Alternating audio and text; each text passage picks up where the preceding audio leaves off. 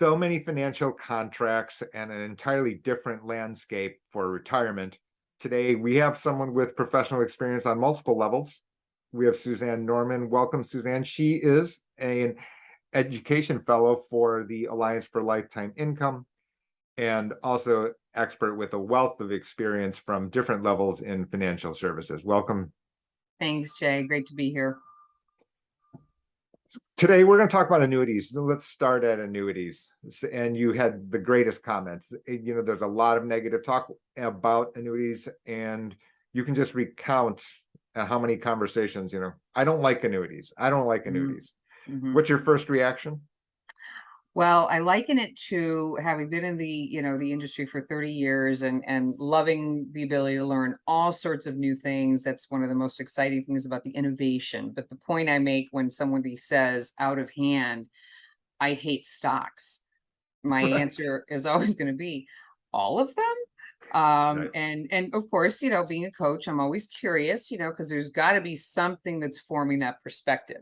So connecting back to your comment, which is it happens probably more frequently that someone is saying I hate stocks, but someone out of hand saying I hate annuities, whether that be an investor or a financial professional. And again, my question is always, which ones? Because it's like that example. It's, you got a lot of stocks out there. You also have a lot of types of annuities. So, and I don't know that people understand them. And we're not going to, discuss every different type. It's more about, kind of the education and whether or not we're doing a good job about explaining. So from your perspective and, Alliance for Lifetime Income, and we can talk about them or your role in them, whichever way you want to go. But just generally speaking, how would you rate, from a scale of 0 to 10 of annuity providers, advisors, planners in helping people understand how annuities work? First, let's start there. How would you rate the quality of education that's out there? It's confusing, and I think a lot of it was back to the lack of financial kind of literacy that most people have. We don't necessarily get an education in this country. We might be lucky enough to have chosen to be in an industry that gives us an education, but most people, kind of DIY it. And the fact of the matter is that because annuities are a legal contract, there's a lot more that goes into them.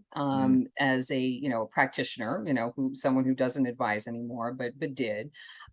There's a lot to know. There's a lot, you might get a prospectus that's 120 pages. You For might sure. get a For sure. contract. So if Jay, you're my client, and I go through this learning process to figure out, what kind is going to serve Jay's needs, right? Because of course, like any investment, what are your objectives? And what tools do I have as a practitioner that can help you achieve them? But the annuity contract itself is long, because there are guarantees. And really at the core, I think, when I think about annuities, it's an income stream. And that's where it started, I mean, we could say 1,000 years ago. So they've been around a long time. I think the innovation in the industry probably added to a little of the complication and misunderstanding, because Mm. it used to be pretty straightforward. You give an insurance company, maybe through a financial advisor, an insurance licensed financial advisor, a lump sum of money, and in return, you get a payment stream for life. I mean, that's kind of the basic concept of an annuity, but adding a lot of different, enhancements, we'll call them, added to this confusion, especially by financial practitioners who said, I've got to know all these other things, and I don't necessarily have as many clients that I'm serving that have income needs. But as we look at this peak 65, a term that was coined by Jason Fichtner, who leads the Retirement Income Institute, where I'm a fellow, there is a wave of people coming, and everyone knows that, right? So you've got people coming into retirement that may not necessarily have saved enough money. They might be, relying on Social Security. I don't know that that's going to take everybody through retirement. They may not have any pensions to draw from. So the annuity need is really much more front and center in conversations. So I think advisors are picking up on that. Do you think that when you're employed, you're contributing perhaps employer match on 401k? and now, rules have changed in terms of accessibility to annuities inside the 401k, for Mm. example. How much of, like you pointed out, the function, I think, is very well stated, which is you're depositing money for X period and turning it into a lifetime stream of income. That is a Mhm. particular function, which is quite a bit different than your overall financial advisory, financial, instrument information, where we get told of, growth and, I bought, Amazon at $1 a share or something like that, and Mhm. stocks for the long run, this kind of thing. Do you think that we ourselves in the financial industry, or what can we do to improve our communication or questioning conversations with end clients along these lines? Yeah, I think it comes back to that ability to be in a constant learning mode, because just because this is the way we've always done it Mm, doesn't right, speak to the need of the client that may say, yes, Jay, as Suzanne's the client, Jay's the advisor. You have taken me through my earning years, right? So I've had a great career. I've been able to accumulate money. I'm grateful for the advice that you gave me on how I could invest it properly and grow it and accumulate it. But now that becomes my pot of gold that I need to draw from. And I hate to, reference this because, I it's not a fun experience to have, but for anyone who's actually been unemployed and didn't have that constant paycheck coming in, that's what retirement's about, right? Meaning, you're not assuming you're not working, right? Where, right. you've got to figure out, how am I going to continue to pay, a mortgage or rent or, utilities, groceries. And the advisor that looks through that lens and is curious about that lived experience for an older person. I'm 56, so this is certainly on my mind all the time. I live it, of course, with the consulting work I do and the coaching. But I think the advisors out there are also aging. So I think this is on their Sure. minds as well. But I think coming at it from the perspective that we are in a shift, right? Where it's also, I always say, life is an and, not an or. This binary nature of, oh, annuities, well, that's not the only investment you're gonna make, right? You're gonna continue to have, you already mentioned, an Amazon story where, you've got a stock that has growth potential, and maybe, is going to raise its dividend. So the point I make is, or the bottom line with the financial advisory industry helping serve clients, is recognizing that the needs are shifting, and that liability management of making sure that there is a secure retirement income stream is happening more and more. Do you think that clients quickly enough, people enough, you mentioned, your age, and let's call it what is it, Gen X? I I think am that's Gen X. I don't know what the I'm labels sort of are. on the cusp, but yeah, I'm Gen X. Yeah. Let's just call it that, right? I Yeah. mean, at least you took out your telescope and you can see a retirement age at some point, Mhm. right? And not today, of course, but that at some point the transition from accumulating, you of course can, earn an income, but at that point it's a different mindset, if you will, Mhm. right? From get me to the fast track my career, get me to the spot I want, get a house, have my savings, etc., etc. But then shifting from that to orderly liquidation, Mhm. if you will. Yeah. Is this conversation well had from your point? I mean, you've experience in, large companies, large employers. Mhm. How do you think this education, uh, you know, is it well provided? Is it not? Is it just us talking about it? I don't know. Yeah, I think I'm not, I'm hoping that it's getting better, and sort of looking through the lens again of someone who is, working for either, the government, or, corporate, whatever role, you have where there's more of a structure. think there's better education. In fact, have kind of rewired myself as you know, last year. Mm, So I'm now in my sort of next chapter.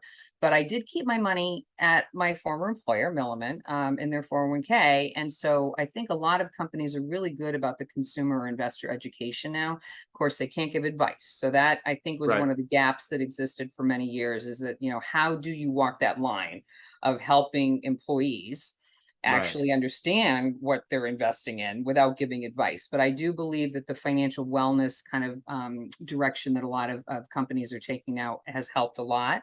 But as far as helping someone construct and put together what an income stream looks like for them in retirement is I think we're still in early days, because if you look at the stats, we talked about this before, that generally speaking, formal plans, at least from a financial advisor or financial professional standpoint, most clients are reporting they're only about 10% are doing a formal plan.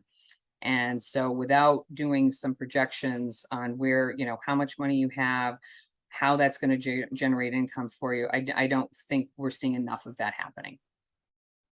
And that's absent at, right, so like you pointed out, at the large employers, they're not able to give that type of, not that granular per person, right? I mean, it's Mhm. more general statistics about here's your balance. And you did mention, however, that a summary statistic is available to you on Mhm. your Yeah, specific I one. thanks. I should point out that one of the things that has happened lately is through regulatory changes, that now most 401k or 457, a defined contribution type, Mhm. employer match scenario, where however you're calling it, will actually now show you on your statement what that lump sum amount looks like as a picture that day, right? So, if I Right, look at sure. my statement, I can see a value, right? Which Yep. we all know where we are in the markets now. There are variations, but that day when they took the snapshot on the value, they're now translating that into what that income would look like for me monthly when I retire at 65. So it gives you a sense, much like if hopefully everybody is signed up for their Social Security statements, right? Which now it's online, so you have to Right. do it yourself. But the point, it's not coming in the mail. But seeing what that income stream looks like. And one thing that I did want to mention, which of course the work that I do with the Alliance for Lifetime Income and the Retirement Income Institute, there's a financial tool, free, that I actually worked on when I was at Milliman. It was developed Oh, by great. Milliman. It's called the Rise Score.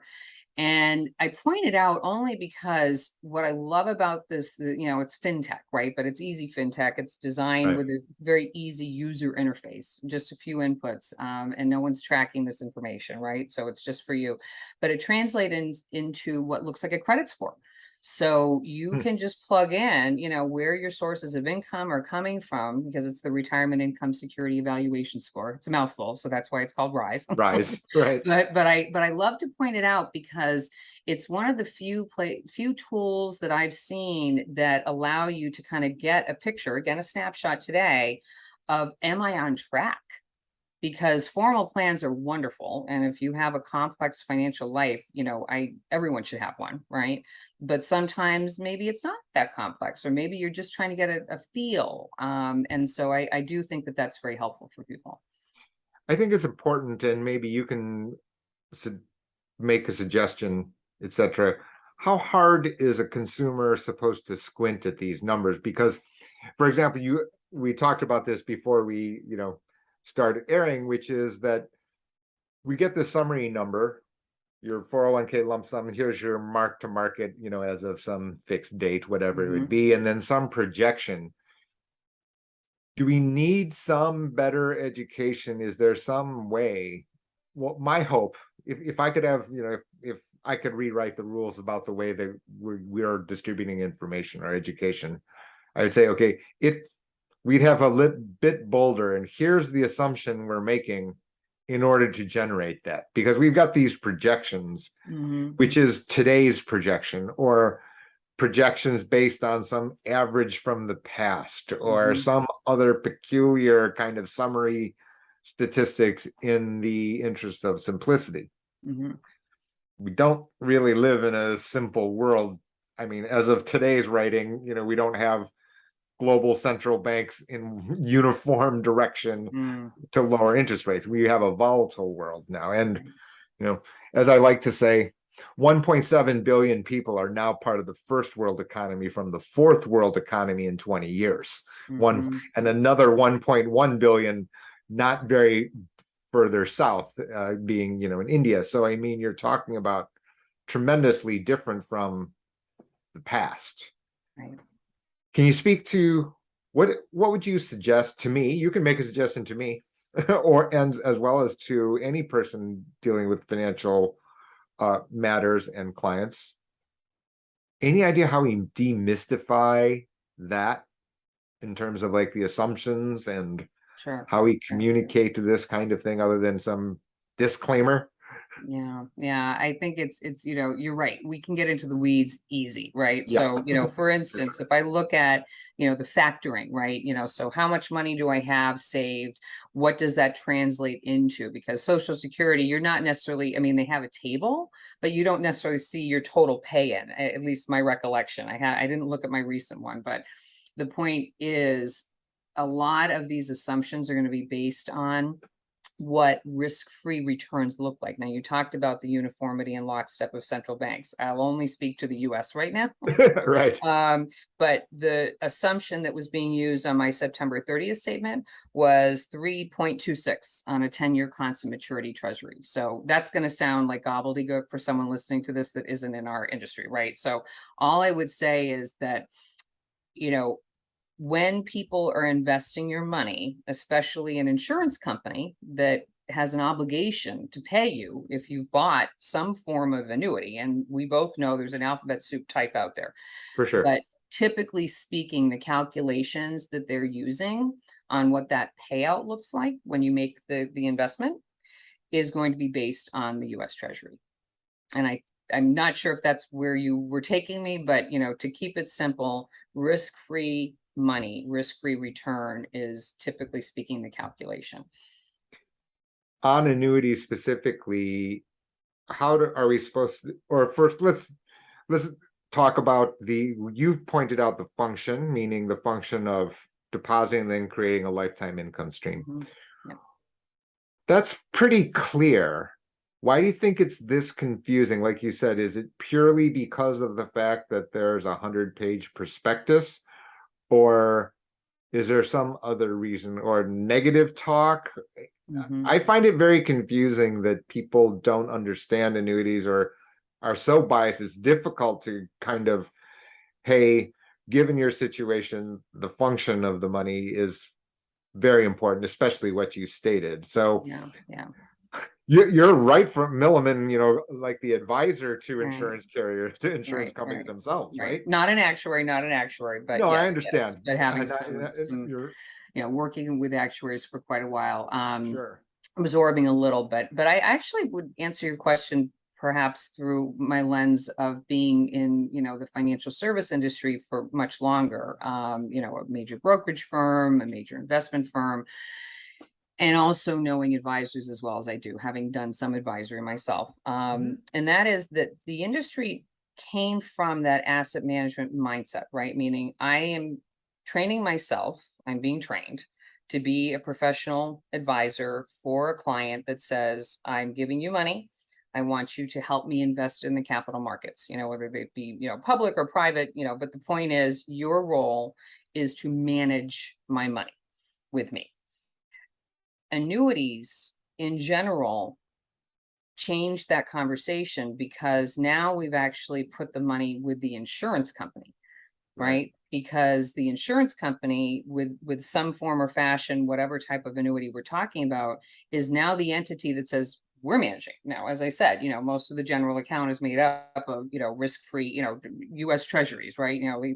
There's a guarantee involved, so the Yes. money needs to be there. Right.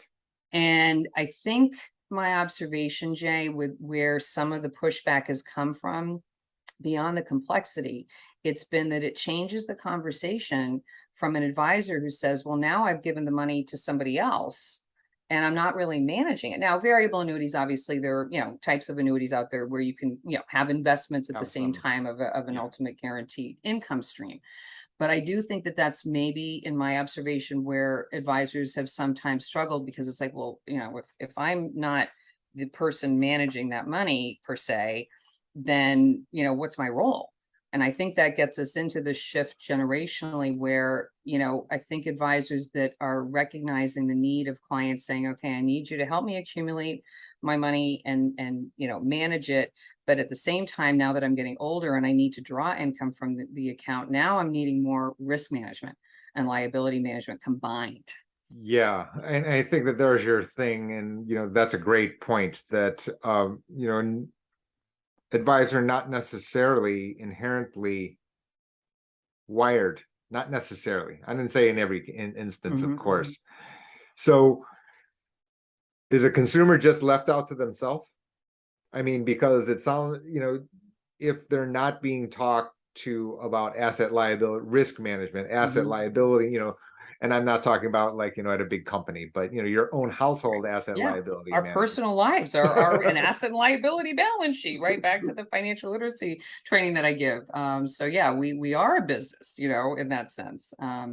So I agree with you. I think that there are numerous ways for advisors to open their minds to it. I think more and more are, because they're recognizing this is the shift into this massive amount of not only baby boomers and this peak 65 we talk about, but early retirement. I mean, this is persisting. We saw last year the tabulations, correlated, whether that's right or right, correlation causation, but there were excess retirements of 2.5 million people saying, I'm out, and Yeah, someone like me saying, what am I waiting for? There are other things, purposes and sure. passions I want to pursue, but getting back to the knowledge base that I think consumers, can go to, which is meeting the passion that I have for consumer education, is the Alliance for Lifetime Income. This is a not-for-profit that was funded by the insurance and investment industry. I mean, the members are absolutely have skin in the game, but recognize that there's still so much misinformation and frankly hunger as well on the part of people saying, okay, I'm staring down 65 or whatever age, and, I'm not sure how I get a paycheck in the mail every month. I don't know how to do that. So I do think that there are places people can go, to get that education. But I think meeting the advisor competency and curiosity with the investor need, is where this is what I see happening more and more, is that, investors are getting the education, the awareness, and saying, okay, so tell me how you're going to do this. Jay, you're my Right. advisor. How am I going to do this? Show me. And I think it was interesting because we first met because the Alliance for Lifetime Income asked me to appear with respect to healthcare cost planning, right? Hmm. One of the line items on the asset liability management of your household. And, we spoke, in a previous conversation, the long-term care, of course, another different element here. Is it your view, Suzanne, if the world was, if we made you the czar of everyone's household, and in terms of the plan, when's the right time to start this entire conversation?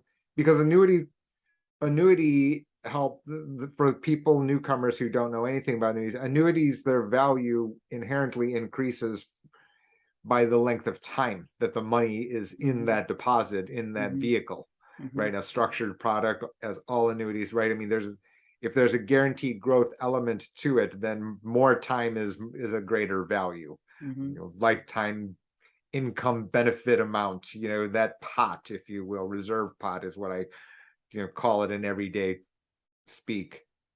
That guaranteed base increases with the amount of time. To plan at 68 because I've just stopped working, there's no time left. So Right. then, Right.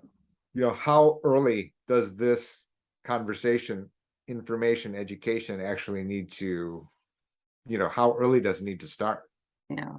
Well, I'll put my financial literacy teacher hat on right now and say that Yep, most of the absolutely. studies, and Anna Maria Lusardi is also academic fellow with the Retirement Income Institute. So I learn a lot from her with her work that she's doing, in financial literacy. But my point is that when the math skills are strongest, it's stickier. So, the point is high school is a great time to learn about this. Whether or not annuities are something you want to learn about in high school, I don't know. Probably not. Most companies may not even issue for someone who's younger. But my point with that retirement concept of where's my income coming from and learning about these tools that are available, right? Because an annuity, like a stock, like a bond, like a mutual fund, an ETF, I mean, these are all tools to get your Right. objectives. I think it begins to happen as early as your 30s or 40s. And why I say that is it may not necessarily be something that you want to buy now, but recognizing what kind of instruments are out there becomes really critical as far as you're doing your building blocks. And we talked earlier about just this concept of budgeting, right? And knowing that, if I have, my income is greater than my expenses, I've met, I'm achieving the money happiness formula. 50% rule of thumb goes to my, my needs, my mortgage, my utility, my groceries. 30%, life has to be enjoyed. So that's my wants, I go on vacations, what have you. 20% goes to my long-term savings. That 20% bucket or emergency fund long-term savings is where I want to school myself on, how that's going to ultimately convert into income. Right? Because maybe you're someone who has achieved a lot of success. There's a lot of money, and legacy's the real objective here. But we're talking about the average person that says, I know I don't have a pension. Social Security is clearly not going to be enough for me to afford my lifestyle.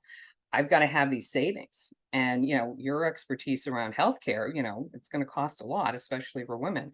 But knowing what that looks like and putting a plan in place in your, maybe I'll say 40s, but I still think 30s is a good time to be thinking, because it gets you motivated, I think, to save even more money and understanding compound interest, the eighth wonder of the world. Exactly. So I think that we're doing a poor job of educating that age division. I mean, specifically, right? I mean, if you said 30s, 40s barely, but 30s almost certainly not, right? I mean, that high achiever, your 35-year-old Suzanne probably, well, you had a technical job in this specific industry, but you can imagine. I knew what compound interest was all about. Yeah. And tax deferred savings. Let's not forget taxes, right? It's not what you make, it's what you keep. And I know that's a passion of yours, right? Do we have good solutions as far as how to get the 30-year-old, the 35-year-olds and reach out to them? Or is that elusive still?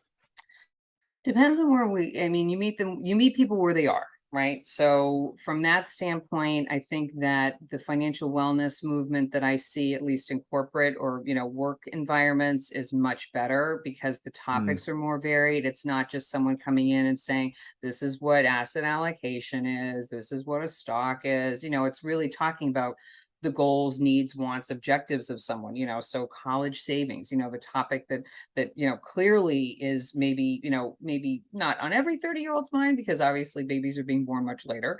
But knowing what those goals are and connecting to people that way, I think, is the entry point. And I do think the companies are doing a much better job. And then clearly with financial literacy education, that CFA Society Boston, where I'm a member and an active member in the Financial Literacy Committee, is we get alliances built all over the place with adults and high schoolers, where we get to come in and teach and get people aware of things, because I think awareness is really what we're talking about here. Yeah, and piquing sure. some interest. And, like if you learn just a little bit of this, it's going to help you get that goal that much faster, or more assured of reaching that goal.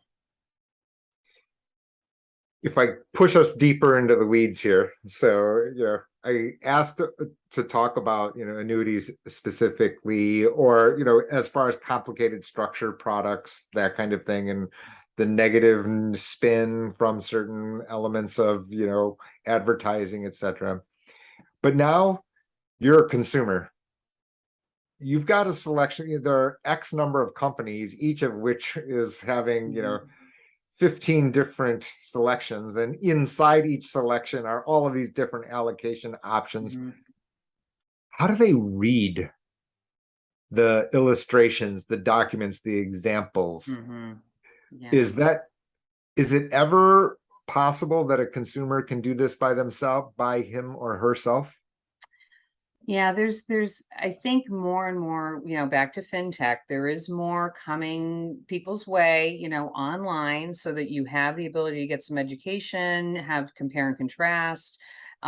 You still need to purchase an annuity with someone who is insurance licensed in the state that you live in, right? So if Jay, you're talking to me from California, I'm in Massachusetts, you need to have a Massachusetts insurance license, Sure, or, be able to connect me through the online organization that you work for to someone, that's licensed and also has a selling agreement, because now we're getting into the weeds with all this jargon. But the point is that you mentioned there are lots of companies out there.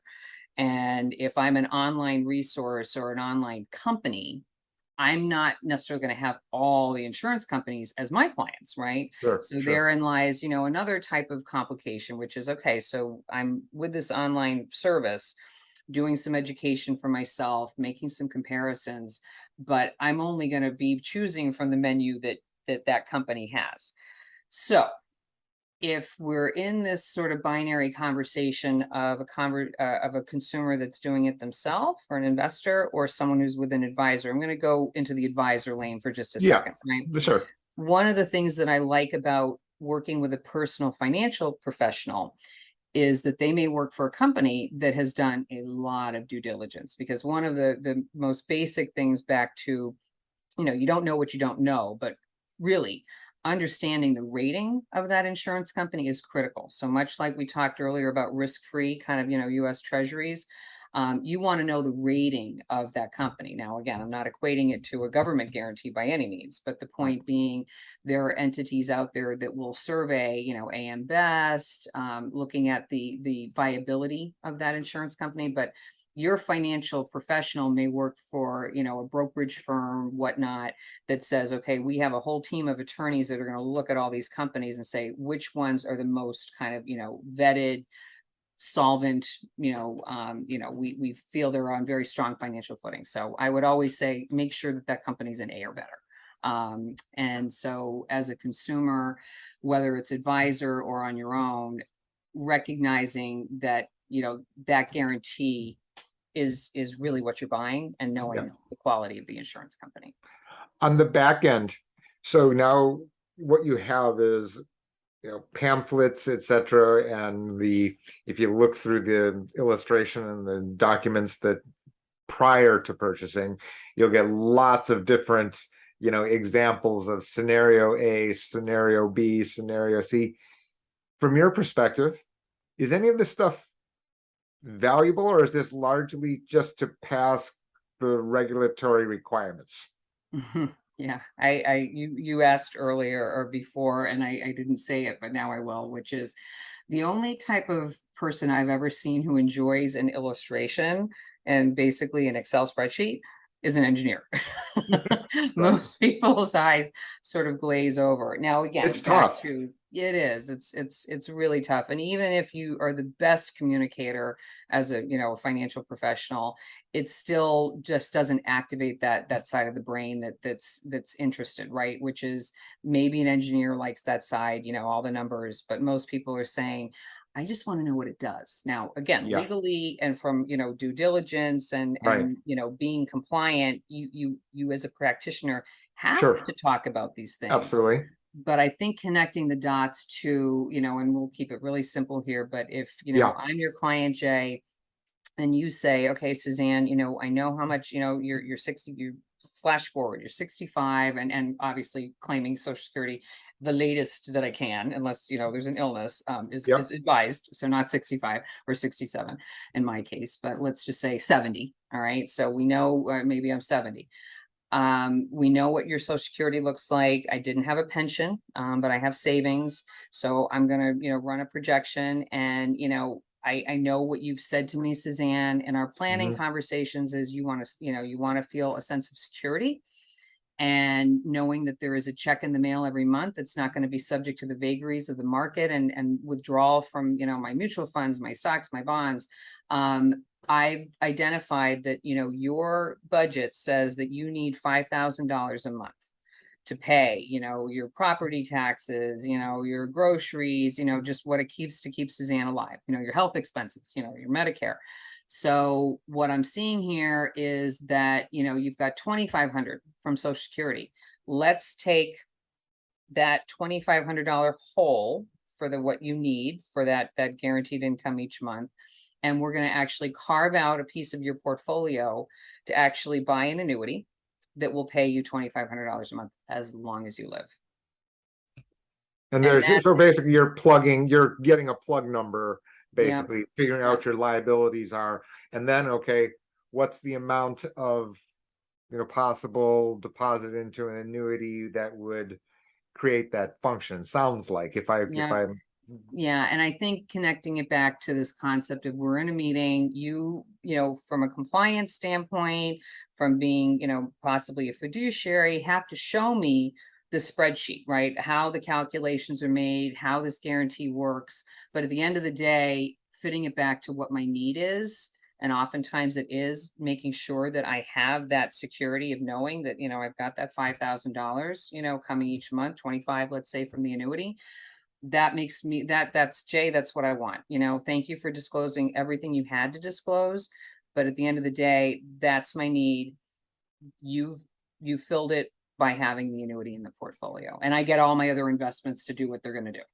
Oh, and in fact, I'd even add on top of that, Suzanne, which is that if you have this extra layer, and I don't believe that this is actually in print, and I'm not saying I'm like groundbreaking idea author by any means, but when you have done it as you have described, meaning I've thought through my income, I now have a plug number I need to get to, and have filled it, then your ability to take risk or accept different market risk is different for what remains of the rest, right? I mean, it changes entirely the way that you can think about risks for the rest, for other things, whether that I want to give it away to somebody else, I want to leave this to my children, I want to hit a home run for myself and, hit a grand slam. Well, you don't get to swing for the fences necessarily.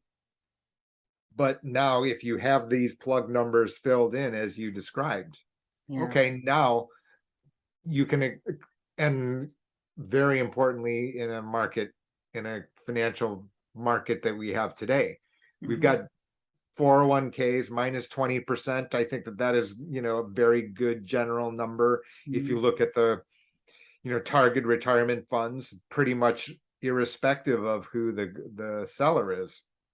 BlackRock, Fidelity, the best of class, noted best of class, minus 20%, certainly, even on a diversified portfolio across a global one. But if they had the plug numbers, they could take the up and down a little bit more with more. It's not ever fun, but at least they could, understand that they have time to wait. Some other persons without that plug number filled in, they don't have that luxury. And so it's huge. And it comes down to, I think, what so many financial professionals have said to me over the years. I have an undergraduate degree in psychology, which I bring in all the time. I'm a huge fan and follower of behavioral finance. Daniel Kahneman is one of my kind of idols, in our industry and in the world, by helping us understand these behaviors that drive our decisions, especially with investing, and this wealth destroying behavior that comes out, like you're saying, in markets like we're seeing now. I mean, fear and greed, right? We talk about all the time. This is a really tricky time for someone who is, nearing or in retirement, that says, this is it. Like, I don't have the capability or the desire to go back to work. This is what I got. Right. And the Alliance for Lifetime Income has done a value study. There are, we couldn't even probably finish the conversation in a day about all the research that's been done about how we can be better, both as investors and financial professionals, right, in thinking about the psychological landscape. And you talked about risk appetite. And that's a critical conversation to have, because, I probably shouldn't say this, but my father is an interesting entrepreneur, is still 100% stocks.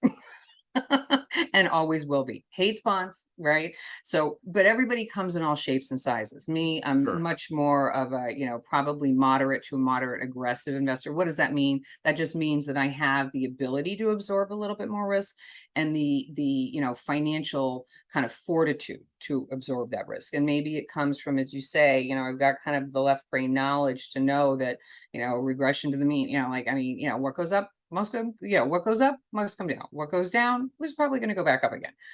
But it's that time value that we're talking about here with someone who's older. And I think has maybe more of a sense of, I can't live through this again. I mean, we've got a baby boomer generation that went through the tech wreck, went through the credit crisis. They see this happening, whatever persists with our current markets, and it's just not something that a lot of people want to absorb again. Yeah, and it's tough. I mean, somebody described it, put it better than I, right? Well, now I'm retiring, and I find the sandwich generation in a very, very tough spot, right? Because now, you know, the runway is shorter compared to when they were 30, right? You're now 60 years old. You want early retirement. Now all of a sudden, your 401k is down, notably down. And now also, since the runway is shorter, your path to filling that replenishing in the absence of markets, which have to basically go straight back up in order, and now in order to get back to where you were on January 1st of this year. Your all of your resources, and this is unfortunately the way that, I mean, like you said about behavioral science, right? People don't find out that they could have done something about this 10 years ago, when if they had known that these tools even exist, which did exist, different flavors, but the same general concept. Like you said, an annuity is not a new product, like at all. But so the tool and oldest investments, right, where you have this tool that had sat there, yeah. And while people were, drinking the Kool-Aid of, well, markets straight up every year, I don't need to consider other tools. This tool is my singular tool, is the Swiss Army knife. And now all of a sudden, we've got gobbledygook, technical term, right? And now we don't have a good path, so tough. And this is why I ask you about the resources for other generations. And for, because the 30-year-old, it's fine. 40, like you said, reversion to the mean, you have runway. 55, early 60, now the runway is notably shorter. Some persons unfortunately have outlived their friends at that age. So this is going to be a tough period, I would think, unless we have some snapback, which I'm not sure without a crystal ball. I don't. Yeah, no, mine is very cloudy right now. I don't know about yours. Yeah, no, don't have one of those, unfortunately, to look at. But you made me think of something, Jay, which and I get that we're, depending on the day, dipped. But one of the things that I found interesting with this contrarian view that I always try to adopt, right? Meaning that, we don't want to be in the herd. Nobody wants to be a lemming, right? So I always try to adopt the contrarian view just to look at it, right? Not necessarily acting on it. But one thing that I've heard over the years, which I do think is interesting, is that, we always caution people, buy low, sell high, right? Or not caution, we advise, right? And not that I'm an advisor, but that's a good rule of thumb. And behaviors tend to drive the opposite, right? Which is, we can't help ourselves. We're going to track up and buy as the market's climbing, because it's always going to climb, or it's always going to make money. And, we tend to sell when we're fearful and it's declining. The annuity, and specifically, in this lens, it's the variable annuity, I always found really interesting, because what was nice about it is it lets you continue to invest. But at the same time, whatever my deposit investment looks like, maybe it's once, maybe it's continual, but the point is, my investment in it, that becomes my floor. Now obviously you and I both know, technically speaking, if you put in 100,000 and you take out 50, obviously the floor is not still 100, in Right, general. for sure. Right. I can't think of any out there that would do that, but No, no. in the old days, if you adhered to a certain, like limited withdrawal, maybe that was preserved. But the point I make is that it's the contrarian investment often, because when you're buying it, you're almost like you want to buy high, right? Because it is risk managing if you adhere to, all the rules, but it's risk managing so that, you bought high when, the market's, like, oh, I have this 100,000. This is great. I invested 50 and now it's worth 100. And I put 100 into this variable annuity, and I obey the rules of the road. I don't take money out, that becomes the floor. So if the market goes down, then From that it's spot, still then it's you're still at 100. And I'm in this case of the variable annuity, I am still an investor, buying sub accounts, mutual funds, and so I just always think about that investment in particular. Now, I'm not saying we're at the top of the market. Clearly we both know we're not, but if somebody did make a lot of money during the recovery from the credit crisis, last crisis, it's something to think about. And then again, back to, it's a matter of what are your ultimate goals, right? Because if it is plugging this gap and having a guaranteed lifetime income stream in your portfolio, that's something that I think is worth a look. how many steps does a person, they've watched they've listened to our a podcast, watched this video, there's okay, now I'm interested to some degree. How long is it going to take them to get up to speed? Yeah, Do you well, think? yeah, I mean, okay, so we're going back to the engineers. Yeah. So maybe not that long, they like to dig through prospectuses and, look at the ratings and all But do that, they and need look that? at all the alphabet soup of annuities. I mean, you and I both know we could probably fill every letter in the alphabet with the types of annuities that are out For there. sure. Not to again scare people, but just to recognize that it's an array of choices. And I would say that that's where, if you want to do it yourself, it's probably going to take a little bit longer, because you're going to have to put the pieces together. An advisor, financial professional that is licensed and has done the due diligence, has done the analysis, the comparisons, I would say it's probably not going to take much time, other than just becoming familiar as an investor. What is this going to do for me? But trusting the financial professional that they've done the review. I think that that is super important, what you just said, which is that it's not only the professional, right? Because we don't control the pricing, right? We don't control the output, et cetera. Mhm. There's zero on that. But the real thing that you have stated multiple times here today, which is that the function, so vital. Without that, you're kind of nowhere, because otherwise then you're talking about, like you said, unlimited numbers of combinations of letters. Yeah, That's yeah. Well, and it comes variation. back to Jay. You made me think of, and I'm maybe not invoking enough analogies here, because the one that just occurred to me, which is, back to, I have a car. I did not build the car. I did a little kind of research, on kind of, I knew what I wanted. I live in New England, so I wanted a, all-wheel drive. I wanted an SUV. I like to ski, so, got gear and stuff. But the thought of me going in and saying, I went and know exactly how this thing was made, and, the computer that's driving it and everything, I don't care, I want this car. And I went to a salesperson that could help me kind of decide, how, what the extras Mm. look like. But the point being is, I don't need to know. I'm not an auto mechanic, and I don't have to know everything, but I need to go to someone I trust. I have a question, and now you've opened a whole other can of worms, and I'm not going to delve into every last detail. Is the Now you've gone to the auto mechanic and you've got a problem with your car, let's just say you go to 3 auto mechanics. Is there a marginal question, or is it just, I like this person, that you think that you're going to go to one of the 3 auto mechanics, using your analogy? Sure, sure. I think that You know, I want someone who has experience. You know, I tend to be someone that goes to the dealer for that reason. You know, I know that they've got someone that has been trained properly. You know, they're backing, you know, what work that they're doing. That's not to say that a general mechanic wouldn't be great, but Right. you know, I think that there's something to be said for delegating, right? And I know that there are people out there that like to do it themselves, and maybe there is somebody who likes to tinker in their car, but you know, I'm someone who, you know, wants to have that confidence and security, right? And I do think that having a, you know, in our, you know, bring it back to us, in this industry is, you know, someone who is licensed.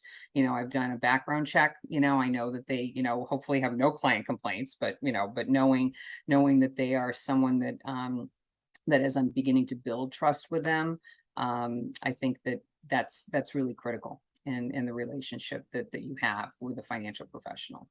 And, you know, one thing I will mention, there was a podcast that Gene Chatsky had yesterday in talking about, with Pam Kruger, who's run a PBS special for years on, you know, how to look for an advisor. Mm, The Alliance for Lifetime Income, again, being a not-for-profit that's educating consumers, also has a checklist, and Pam's podcast is there as well, that gives you kind of some, you know, food for thought and what to be looking for, because some people may not have a practitioner that's licensed to talk about guaranteed income. And so finding that person, I think that has that experience is critical. that is the perfect drop off point here, Suzanne, because I was going to ask you exactly, are there resources from the organizations you're involved with Mhm. that you're working in different roles to try to get persons on that path?